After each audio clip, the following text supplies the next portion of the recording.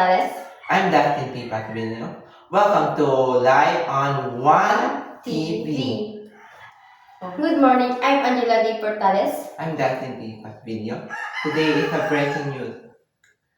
And welcome to CBSUA Live on One TV. Today we're focusing on highly anticipated examination day here at Central Bicol State University of Agriculture. Let's go straight to our correspondent Mary Jan Puso, live on campus.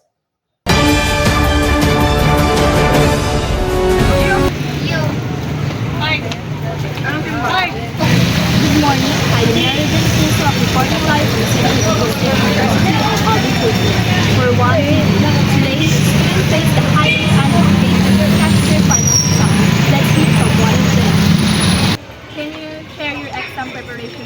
Gumagawa ko ng reviewer and nare-review ko yun, tapos yung preparation case, bago ako matulog, magre-review ako and gigising ulit tapos magre-review.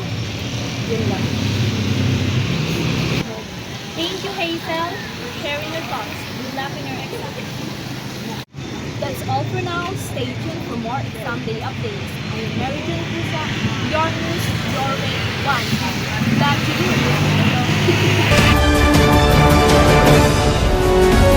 Good morning, I'm Dustin P. Patvilio. And welcome to Live on One TV. We are focusing trivia. Let's go to our correspondent, John Martellier, live on Studio One TV.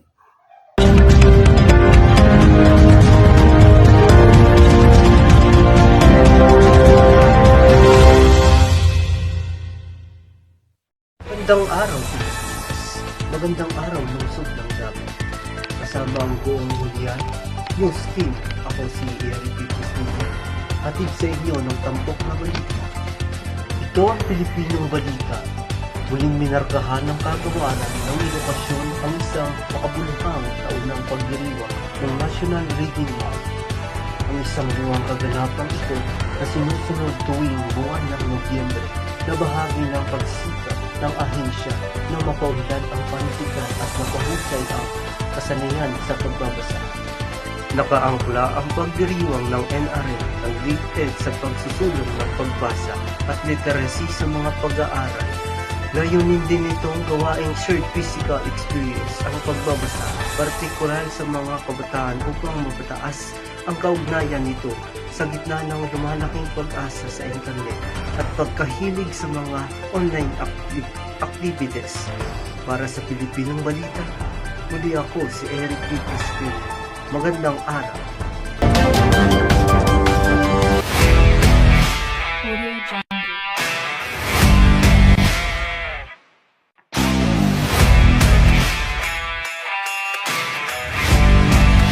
Uy, Coco!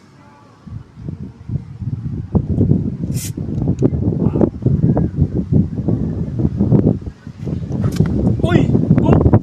Meron ka nito, hindi ka pa umusog, tumitigal ka na. Oh! Effective at hindi kailangan ng iba pa. Coke lang tayo!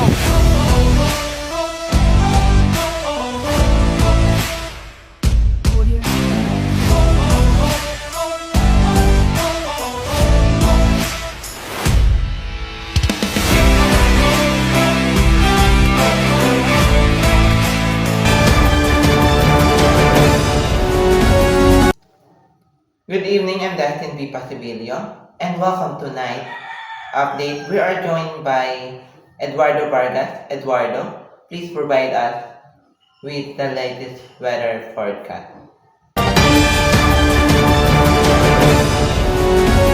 Pagka sa latest bulletin, the low pressure area was last spotted 155 km southeast of Tagum City, Davao del Sur Norte.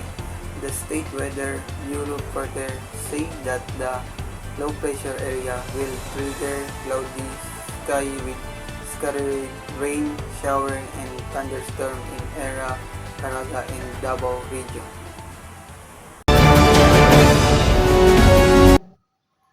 Thank you, Eduardo, for the update.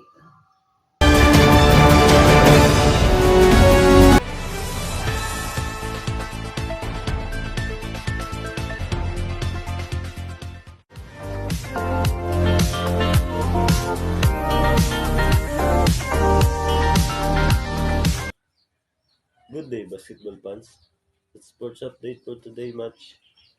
We will the witness the championship match between Barangay Taban Condado and Bigao Sur.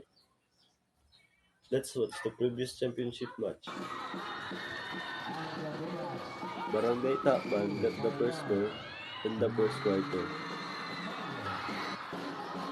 For the second quarter, the game was intense from start to finish.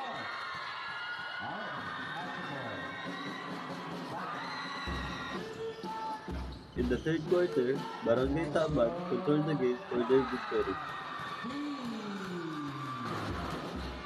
And for the last quarter, the winner is Barangay Taban Condado.